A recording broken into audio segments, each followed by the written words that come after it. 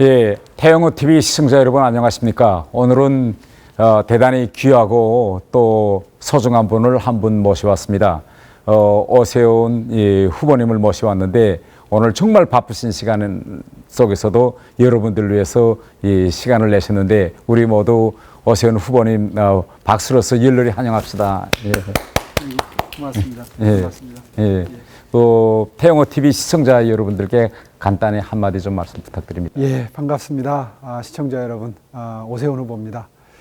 평소에 저도 가끔 들어와 보는 이 태영호 TV 이렇게 출연하게 돼서 정말 영광이고요.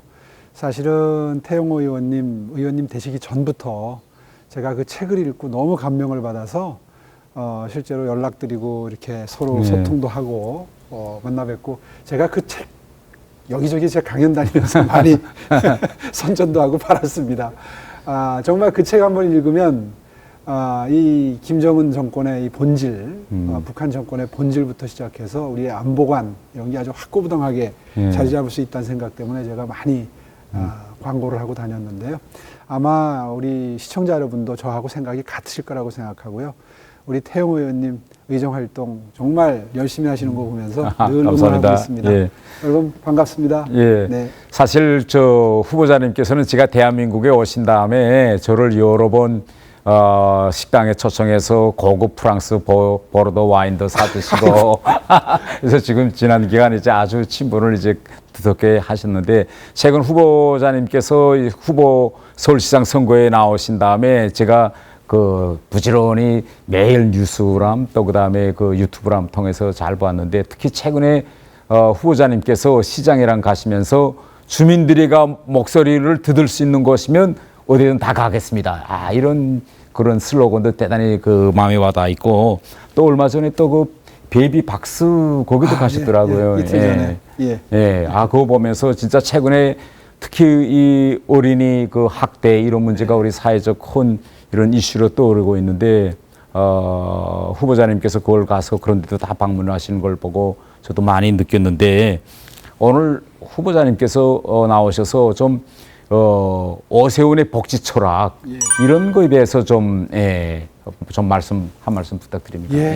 이 복지라는 게 사실은 우리 보수 정당 입장에서는 정말 중요한 가치라고 생각합니다. 저희가 지금 이 집권에서 멀어져서 국민들의 마음을 다시 얻어야 되는데 사실 이건 민주당의 공격에 의한 프레임에 갇혀 있는 겁니다. 무슨 말씀이냐 하면 저 국민의힘 저 사람들은 경제 발전에만 관심이 있고 빈부격차가 벌어져도 어려운 사람들 챙기는 데는 관심이 없는 정당. 다시 말해서 부자들을 위한 정당이다. 이런 프레임을 우리한테 씌웠는데 우리가 그거 그냥 속수무책으로 당하다 보니까 이제는 우리는 부자를 위한 정당. 민주당은 가난한 사람을 위한 정당. 이렇게 젊은 사람들도 자연스럽게 얘기하는 상황이 돼버렸어요. 근데 사실은 보수 정당이 그런 게 아니죠. 국가가 발전하는 과정에서 소외되고 힘든 분들도 같이 다 보듬는다. 그분들 챙긴다. 이런 게 사실은 우리 정당의 원칙이지 않습니까? 그런 의미에서 제가 챙기겠다 하는 입장을 더 강하게 이야기를 하고 있는 거고요. 지난번에 무상급식 주민투표만 해도 그렇습니다. 사실은 오해가 많죠. 우리가 가난한 사람들 부자 구분 없이 주자는 그것도 저도 그게 진짜 아쉽더라고요. 마치 오세훈 하면 무상급식 반대 이렇게 프레임에 딱 쓴 그게 아닌데. 그것도 사실 알고 보면 부자들은 주지 말고 가난한 집 자제분들만 주고 오히려 부자들 자제분들 줄 돈이 있으면 가난한 집에 학습 기자재라도 하나라도 더 주자는 게 제 입장이었는데 오히려 그게 좌파들이 주장해야 옳은 주장이거든요. 가난한 사람도 없자. 근데 엉뚱하게 정권 뺏어가겠다고 위아래 구분 없이 다 주자. 이게 벌써 우리가 프레임에 자꾸 당하는 거거든요. 그래서 더 따뜻한 복지. 우리는 경제 성장과 분배를 함께 추구하는 정당이다. 그리고 경제가 성장하면요. 자연스럽게 어려운 분들, 힘든 분들한테 그 복지의 혜택이 흘러넘쳐 내려가기 때문에 사실은 어려운 분들도 경제 성장을 하는 게 훨씬 더 본인한테 도움이 됩니다. 그렇죠. 경제 위기가 오거나 어려워지게 되면 오히려 어려운 분들이 더 어려워지는 거거든요. 그런 점 때문에라도 우리가 복지를 더 강조할 필요가 있고 그 대신 하후상박 어려운 분들일수록 더 드리자 예. 하는 입장으로 우리의 입장을 분명히 하게 되면 오히려 진심이 통하게 되면 우리에게 더 국민들의 마음이 다시 돌아올 수 있다. 그래서 제가 그걸 쉬운 표현으로 우리 당에서 강연할 때 우리는 그동안 아버지의 마음으로 정치를 해왔다. 아버지들은 나가서 밤새워 일하고 때로는 먹기 싫은 술도 먹어가면서 사회생활 어렵게 하는데 어머니들이 이렇게 보듬지 않습니까? 그런데 그게 10년 지나서 20년 지나서 아이들 대학 갈 때쯤 되면 아버지하고는 왠지 거리가 좀 멀어지고. 그렇죠. 예. 사실 그런 점 때문에 우리가 지금 이 집권을 놓치고 있는 거거든요. 용돈도 사실은 아버지가 벌어서 그렇죠. 엄마한테 줘서 엄마가 주는 건데 맞습니다. 엄마가 딱 그겁니다. 꺼내주니까 지금 애들은 엄마는 그래도 맞습니다. 우리 심정 알아주고 아빠는 보면 공부 안 해? 뭐 안 해? 이렇게 그렇죠. 그래서 제가 쉽게 표현해서 아버지 리더십보다는 이제는 어머니 어머니로 리더십이다. 이제 그게 이제 정치적으로 좀 깊이 들어가면 복지를 신경 쓰는 그런 정당이다. 이게 우리가 따뜻한 복지다 이야기하는 그 바탕에 있는 거죠. 저는 얼마 전에 이제 그 후보님께서 안심소득이라는 말씀을 많이 하더라고. 기본소득과 안심소득 간에. 그래서 그 안심소득 하는 것이 저는 더 현실성 있고 지금 우리 코로나 이거 재난 지원하는 것도 보편이냐 아니면 선별이냐 이걸 가지고 하면서 결국은 국가 재정이 결국은 그렇습니다. 견디지 못하기 때문에 선별로 가고 있는데 이 안심소득에 대한 저 후보자님의 말씀도 이제 대단히 저는 공감이 많이 가는 그 거예요. 안심소득도 무상급식하고 구조가 똑같습니다. 네. 지금 저 민주당의 이재명 지사 이 네. 사람 뭐 입만 열면 기본소득 얘기를 하는데 기본소득이라는 게 전 국민한테 똑같이 5만 원, 똑같이 10만 원, 똑같이 50만 원 주자 이 얘기거든요. 세상에 그런 복지가 어디 있습니까? 그렇죠. 어려운 분들한테 더 많이 그러니까 하하우상박이라고 그러죠. 중위소득 이상은 사실은 안 나눠줘도 됩니다. 중위소득 밑에 어려운 분들 국민의 절반을 밑으로 내려갈수록 두텁게 보호하는 것이 안심소득이거든요. 그게 사실은 뭐 보수 진보 무슨 우파 좌파를 떠나서 복지의 기본 철학이거든요. 근데 저 사람들 펴었는데 지나치게 집중을 하다 보니까 뭐 누구라도 똑같이 나눠주자, 뭐 재난지원금도 뭐 똑같이 나눠주자. 사실 코로나 취약계층이 있고 코로나 수혜업종이 있거든요. 코로나 수혜업종은 좀 양보를 하고 취약해서 정말 이거 뭐 피눈물 흘리는 코로나 취약계층에게 많이 가야 된다. 사실 그런 주장을 하는 게 정치인으로서는 도리죠. 그렇죠.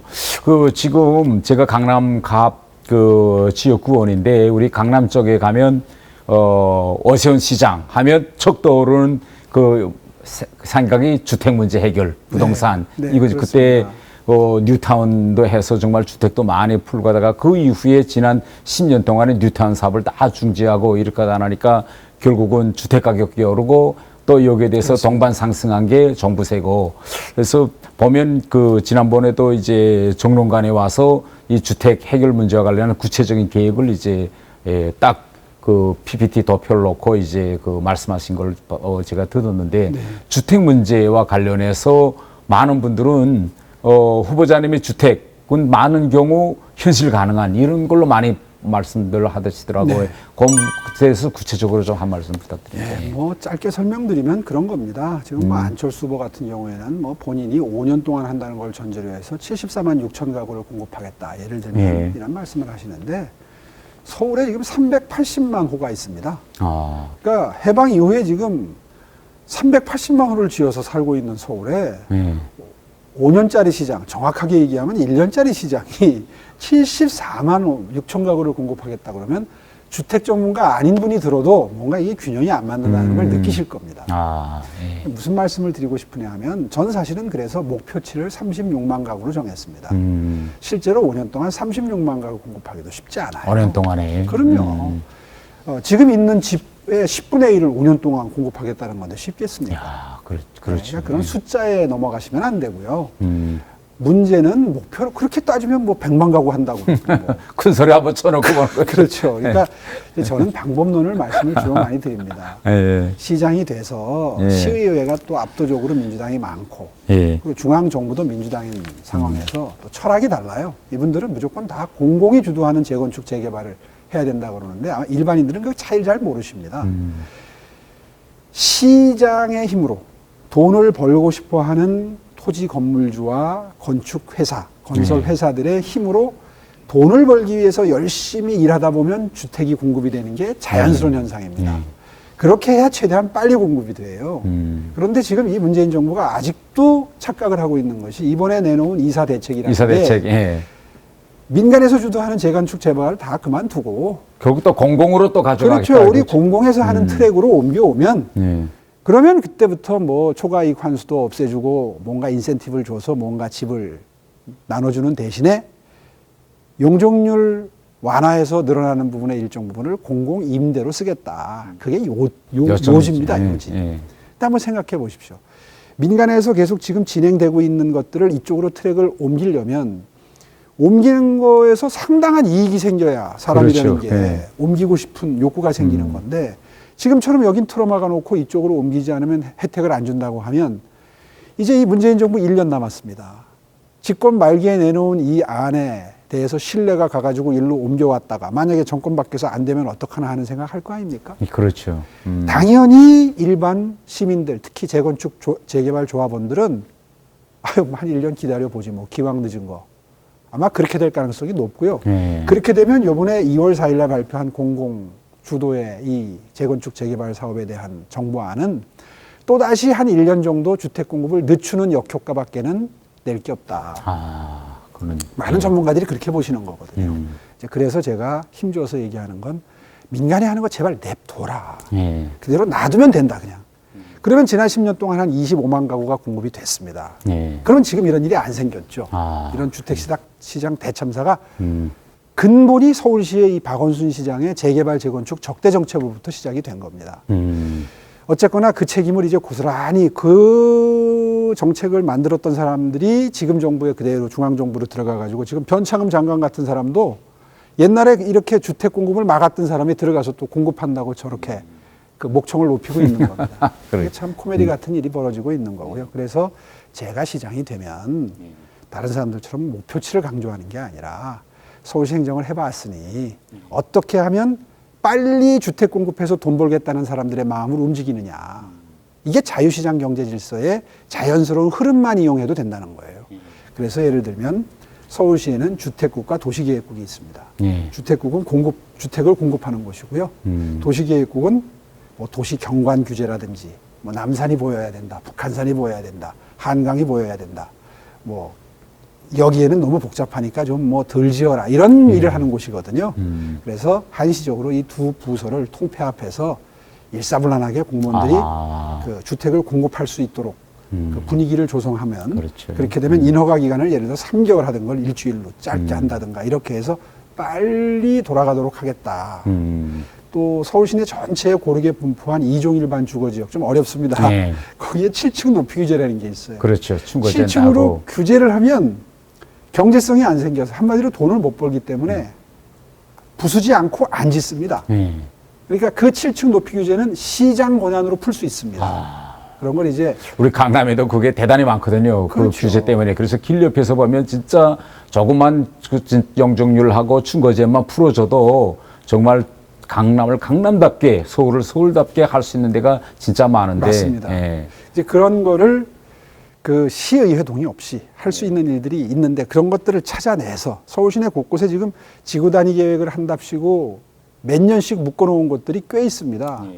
여기 지금 국회의사당인데 여기 가까운 여의도 시범 아파트라든지 뭐 목동 몇 단지라든지 잠실 5단지라든지 뭐 압구정동이라든지 그런 식으로 묶어놓은 게 있어요. 이건 정말 합리적인 이유도 없어요. 그냥 부동산 가격 자극할까봐 묶어놓은 겁니다. 이런 거 과감하게 풀어서 당장은 조금 자극이 될 수 있어요. 그러나 결과적으로는 공급이 늘면 가격은 떨어진다라는 시장 경제 원리에 의해서 과감하게 풀 건 풀고 그러니까 시장 재량으로 할 수 있는 것부터 하겠다. 그런 말씀입니다. 그 지금 이번에 그 선거 이거 유세 활동을 하면서 끊어진 10년을 다시 잇겠습니다. 이런 슬로건을 두셨더라고요. 지난 10년간 서울 지금 행정을 보면 뭐 뉴타운 사업으로부터 시작해서 많은 사업이 지금 결국은 정체되거나 결국은 다 중지돼서 지난 10년을 보면 뭐 초고층 이제 건축 같은 거 보면 10년 동안에 채밖에 안 되고 그 같은 기간에 중국이라든가 지역 같은 OECD 국가인 뉴욕 같은 데서는 26채라 이렇게 올라갔고 우리 서울시의 금융 경제력 같은 것도 지금 대단히 떨어졌고 모든 곳에서 다 서울이 지난 10년 동안 멈춰서 있더라고요. 그래서 후보님께서 이제 다시 시장이 되신다면 이 끊어진 서울의 이제 10년간을 어떻게 이을 것인지 좀 함축해서 말씀드려요. 예, 다 그런 말씀 들으면 사실 제가 죄책감이 느껴지는데요. 정말 죄송스럽게 생각합니다. 제가 서울시장 자리를 놓치는 바람에 지난 10년 동안 서울은 국제 도시 경쟁력 측면에서 보면 정말 많은 손해를 봤습니다. 네. 실제로 지금 언급하셨던 금융 도시 순위 같은 것도 제 취임 전에 한 40위권이던 게 제가 취임해서 한 5년 하니까 한 10위권까지 올라갔었거든요. 그렇죠. 이게 지금 33위까지 떨어졌더라고요. 이게 국제 공인기관인 제인그룹에서 매년 발표하는 순위입니다. 이제 그런 순위들을 보면 참 많이 죄송스럽고 그리고 정말 자책감이 느껴집니다. 사실 지금 홍콩에서 탈출하고 있는 국제 금융회사들이 서울 같은 데로 와야 되는데 이게 지금 도쿄 같은 데로 가고 있어요. 사실 도시의 경쟁력이라는 거는 이 경제 활동이 왕성하게 되면서 이루어지는데 뭐에서 결정이 되냐 하면 그 도시로 사람과 돈이 몰려야 돼요. 돈이 몰려야 되죠. 네. 그러니까 기업이 들어오면서 투자가 들어오고 상사 주재원들이 들어오고 이제 이렇게 되면 그 도시가 저기가 잘 되는 돈벌이가 잘 되는 도시니까 돈 벌러 들어오는 거거든요. 이제 그런 환경을 만들어줘야 되는데 지난 10년 동안 그런 환경을 오히려 저해하는 정책들을 폈기 때문에 점점 기업들도 서울에서 매력을 잃어버리고 밖으로 나가는 그런 분위기가 된 거죠. 그래서 서울은 여러 가지 규제를 완화하고 기업들이 들어오면 환영받는다. 들어와서 돈 많이 벌어갈 수 있어야 본인들도 투자하고 들어오는 거죠. 그런 의미에서 과감하게 문호를 개방할 수 있는 그런 경제 정책을 펴고 특히 우리 기업들의 경우에는 부를 창출하는 건 기술입니다. 기술. 기업과 기술이 돈을 버는 거죠. 그 기술과 기업이 돈을 버는데 K컬처라고 하는 이 문화 예술이 같이 합해지면 그 도시는 융성한다라는 게 이제 도시 전문가들의 이야기입니다. 다행히 우리는 IT 기술을 비롯해서 핀테크, 빅데이터, AI, 블록체인 이런 기술들이 그래도 상위권이거든요, 아직은. 거기에 이제 우리 자랑스러운 K 드라마나 K 팝 이런 것들이 현대 문화의 흐름 속에서 전 세계를 지금 주도하고 있지 않습니까? 그런 브랜드 이미지를 얹으면 거기에서 이제 매우 매력적인 어떤 그런 공간의 이미지가 생겨나면서 그런 곳에 투자가 몰리고 사람이 몰리고 관광객이 들어와서 일자리가 창출되는 거거든요. 이 정부는 지금 일자리 창출을 전부 국민 세금으로 만드는 공공일자리밖에 없어요. 서울시장이 주축이 돼서 그렇게 서울로 몰려오는 분위기를 만드는 그런 밑그림을 1년 동안 그리고 혹시 재신임을 해주신다면 그 이후에 4년 동안 그 밑그림을 바탕으로 해서 서울로 돈과 사람이 몰리고 기업이 몰리는 그런 대한민국 수도 서울을 만들겠다. 다만 이제 여기서 좀 조심스러운 것은 지금은 이 코로나19 때문에 고통받는 서민분들이 너무 많기 때문에 사실 이번 시장은 1년밖에 일을 못합니다. 그래서 이 1년 동안은 과거 같으면 도시 경쟁력을 끌어올리고 삶의 질을 끌어올리는데 5대5 정도의 이제 에너지를 투입했다면 앞으로 1년 임기 동안 이 고통받는 분들을 위해서 민생을 챙기고 실용적으로 이 코로나 취약계층이 되신 분들 특히나 제가 제일 가슴 아프게 생각하는 게 보수층의 주류를 이루고 있는 중소 자영업자분들하고 중소 상공인들입니다. 이분들이 지금 너무 어려우세요. 그래서 그분들부터 먼저 보듬고 챙기는 그런 시정을 하겠다. 생활 시정을 하겠다. 이렇게 마음 먹고 있습니다. 예. 최근에 어디 가서 연설한 거 보니까 이제 방금 나온 이야기가 이제 코로나 문제가 지금 나왔고 그다음에 많은 사람들이 미세먼지 이런 것 때문에 건강에 대해서 대단히들 지금 관심이 없고 신경도 쓰고 있는데 건강한 서울을 만들겠습니다. 이런 연설을 하셨더라고. 네. 건강한 서울 거기에는 그 함의가 어떤 것이 있는지 한번 좀 말씀드려 주십시오. 건강이라는 게 이제 말씀하시니까 미세먼지가 떠오르네요. 요 며칠 동안 또 미세먼지가 아주 기승을 부려가지고 많이 설 연휴 때도 많은 시민들이 불편하셨죠. 사실 제가 시장 5년 하면서 미세먼지 수치를 한 20-30% 떨어뜨렸습니다. 기억하실 거예요. 옛날에는 이 하얀 옷 입으면은 왜 여기가 요 깃이 까맸었습니다. 이 와이셔츠 입으면 요 소매 있는 데가 까맸었고 요즘에 아마 그런 게 좀 덜하다는 걸 느끼실 겁니다. 그게 그때 떨어진 수치입니다. 그때 비결이 뭐냐면 서울 시내 9,000대의 시내버스가 전부 경유 엔진이었습니다. 이제 그거를 CNG로 바꾸면 그랬구나. 그 뒤에 배기가스 나오는 데서 까만 게 그 분진이라고 그러죠. 미세먼지가 나오질 않습니다. 그렇게 해서 서울시의 미세먼지를 잡았는데 아마 나빠지는 건 느끼셔도 좋아지는 건 잘 못 느끼실 거예요. 근데 이번에 이제 이 코로나 기간 동안에 공기질이 좋아서 좀 우리 잊어먹고 살았는데 예, 공기질 다시 한번 챙기겠습니다. 저는 했던 사람이기 때문에 노하우가 있습니다. 그렇게 하겠고요. 그 다음에 또 하나는 이제는 무병장수, 건강장수 하셔야 되는데 특히 이 관리하는 시스템이 과학적으로 가능해졌습니다. 그 애플 워치나 삼성 스마트폰 같은 경우에 이게 손목시계형으로 여기 이렇게 측정하는 밴드형 그 기기가 같이 판매되는 걸 보셨을 겁니다.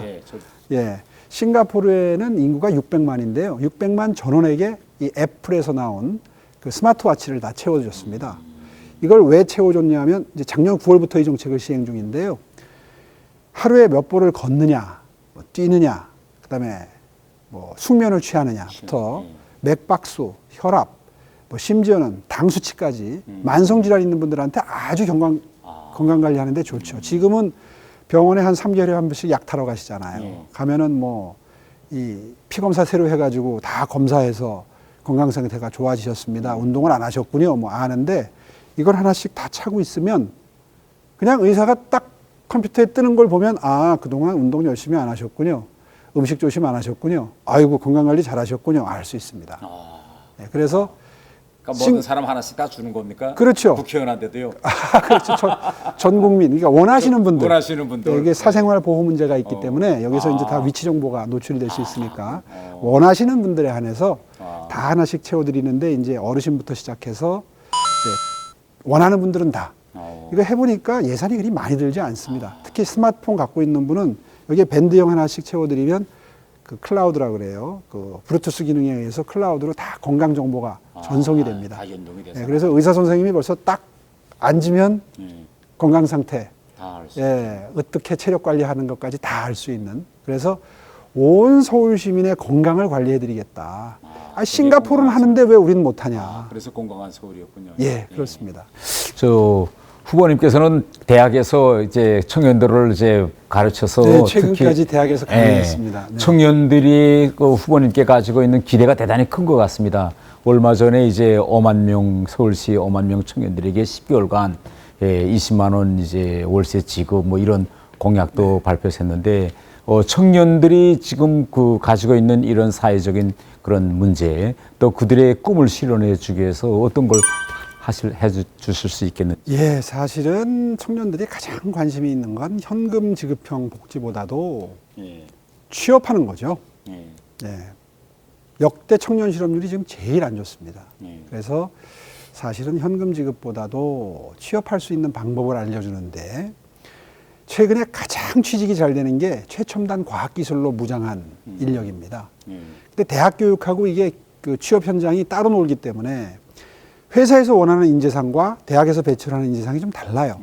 그래서 최첨단 과학기술, 예를 들어서 빅데이터나 AI, 인공지능이죠. 또 뭐 블록체인이나 핀테크 이런 최첨단 과학기술로 무장할 수 있도록 서울시가 온라인, 오프라인으로 학교를 개설해서 무장을 해드리겠다. 그렇게 되면 국내 기업이 혹시 경제가 안 좋아서 사람을 안 구하더라도 실리콘밸리 같은 데서도 이런 사람들 요즘에 무지하게 인기가 좋습니다. 예. 이제 그런 교육을 무료로 하겠다. 그다음에 성공 취업 창업한 사람들의 노하우를 무료로 전수하는 포털 사이트를 만들어서 젊은이들이 동기부여를 받을 수 있도록 하겠다. 그다음에 열심히 일하는 청년들의 경우에는 제가 시장 때 만들어 놓은 청년 그 희망 플러스 통장이라는 게 있습니다. 이 일을 하면서 내가 10만 원 저축하면 서울시가 10만 원을 보태주는데 그중에 5만 원은 예산이고 5만 원은 독지가들의 기부입니다. 이렇게 해서 그냥 가만히 있는 청년들에게보다 어떻게든 뭘 해보려고 노력하는, 꿈을 펴려고 노력하는 청년들에게 혜택이 갈 수 있도록 하는 그런 희망 플러스 통장이 지금 정부에 의해서 이거 좋다, 바람직하다 해가지고 전국으로 시행이 되고 있습니다. 예, 그 혜택을 2배로 늘리겠다. 그 다음에 지금 언급하신 1인 가구가 늘어나고 있는데, 그렇죠. 그 대부분 1인 가구로 이제 그 분가해서 나가는 청년들의 경우를 보면 취직은 했는데 집하고 멀어요. 하루에 뭐 이거 출퇴근하는데 2시간씩 걸려요. 너무 피곤하고 힘드니까 직장 근처에 방을 얻겠다. 이제 이런 경우가 많습니다. 그래서 그런 취업에 성공을 해서 일하는 청년에 한해서 아무나 다 주는 게 아니라 일하는 청년에 한해서 지금 현재 5천 명을 선정해서 주는데 이건 사실은 세발의 피입니다. 서울에 지금 청년 인구가 얼마인데 1년에 5천 명을 주면 그거 뭐 사실은 그 극소수죠. 그래서 줄 거면 일 열심히 하는 청년들이라면 5만 명을 주겠다. 다만 계속 주는 게 아니라 10개월만. 예, 처음에 이제 자리 잡을 때 마중물로.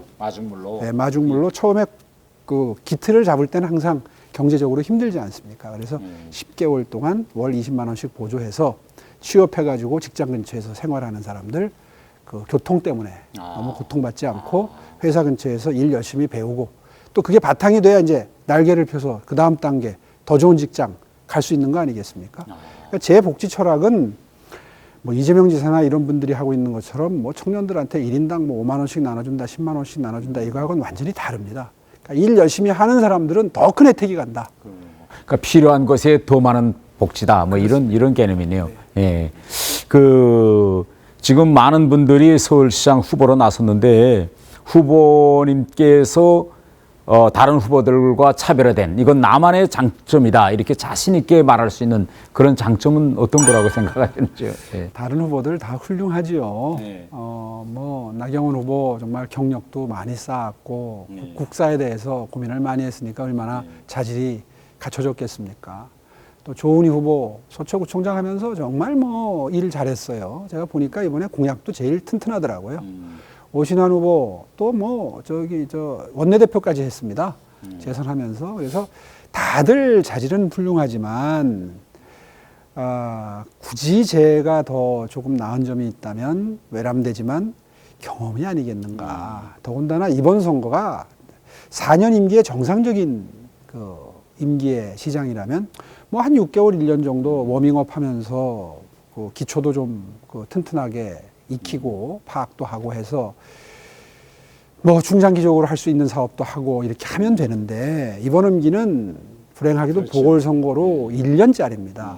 그러니까 아마 일에 착수해야 할. 그렇죠. 그런데 보통의 경우에는 또 선거를 하고 나면 한두 달 정도 인수위라는 게 있어요. 그래서 거기서 공무원들하고 같이 연구를 하면서 이제 앞으로 4년 동안 뭘 할지 준비도 하고 공약하고 보조를 맞추고 이런 그 기간이 있는데 이번엔 그것도 없잖아요. 보궐선거라서 그렇죠. 4월 7일 날 선거하면 4월 8일 아침부터 들어가서 결제해야 됩니다. 그런 의미에서 좀 상대적으로 외람되지만 제가 좀 낫지 않겠나. 그런 의미에서 사실 출마를 결심했습니다. 예.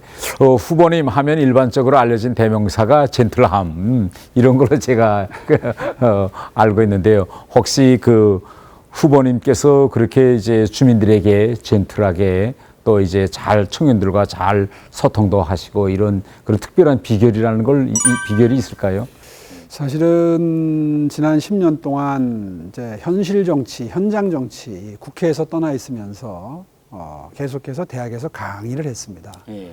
대학 강의뿐만 아니라 이제 일반 시민들을 위한 강연 이런 걸 자주 했는데요. 제가 이렇게 반응을 보면 특히 그 대학원 강의라는 게 어차피 뭐 30대 나이가 많아봐야 30대 중반 이하거든요. 그래서 그 친구들 연령대의 젊은이들이 뭘 고민하고 뭘 중요하게 생각하는지를 늘 접촉을 하면서 이제 대화를 통해서 특히 대학원 수업은 토론식 수업입니다. 그래서 이제 주제를 주고 발제를 하도록 하고 거기에 대해서 토론을 하면서 이제 그 바로잡아주는 게 그 교수법이거든요. 그러다 보면 젊은 사람들이 뭘 고민하는지 정확하게 알게 됩니다. 그래서 그 아마 소통이 좀 쉽지 않을까 이렇게 생각을 하고요. 오늘 말씀드린 이런 청년 공약 같은 것들도 그 친구들이 대부분 크고 작은 기업체에 근무를 하면서 밤이면 공부하고 낮에는 일하는 주경야독에 아주 성실한 그 근면성실한 청년들입니다. 그 근면성실한 청년들이 대접받고 보상받는 사회가 돼야 되지 않겠습니까? 예, 그런 의미에서 아마 그 우리 당의 철학과도 맞다. 그리고 보수, 우파의 철학과도 맞다. 저는 그렇게 생각을 하고요. 그래서 이번에 제가 낸 공약은 아마 거의 대부분 무슨 포퓰리즘 공약이나 이런 것과는 무관한 예, 정말 열심히 살려고 하는 분들에게 혜택이 더 가고 노력하는 청년들에게 혜택이 더 가고 하는 공약들로 준비를 했습니다. 아, 정말 오늘 정말 좋은 말씀 많이 들었는데 마지막으로 서울 시민들과 그리고 태영호 TV 시청자 여러분들께 한 말씀 좀 부탁드립니다. 예, 이렇게 불러주셔서 정말 감사합니다. 사실 서울시에는 외교 안보 빼고는 다 있다. 그럴 정도로 매우 방대한 조직입니다. 그동안에 이 태영호 TV를 보면서 제가 대북 문제 그리고 핵 문제 뭐 이런 것들을 많이 공부할 수 있었습니다. 우리 태영호 의원님 정말 그 방면에는 전문가 중에 전문가시죠. 그리고 아마 우리 시청자분들 그런 문제에 대해서도 관심이 많으실 텐데 저도 대선을 준비하다가 이번에 이거 서울시를 탈환하지 않으면 내년에 정권 교체 힘들겠구나. 이런 그 당내의 요구가 많았기 때문에 망설이다가 이렇게 출마를 하게 됐습니다. 제가 서울시를 되찾고 내년에 정권을 다시 탈환하는 교두보를 마련하는데 하나의 디딤돌이 되겠습니다. 최선을 다해서 뛰겠습니다. 지켜봐 주시고 성원해 주십시오. 네. 태영호 TV 시청자 여러분, 오늘 정말 귀중한 시간을 내서 좋은 말씀을 많이 해드렸는데 우리 앞으로 오세훈 후보님께서 어떤 비전을 가지고 또 앞으로 어떻게 이제 선거를 잘 이끌어 나가시는지 우리 여러분들이 관심을 가지고 지켜봐 주시기를 부탁합니다. 감사합니다. 네, 감사합니다.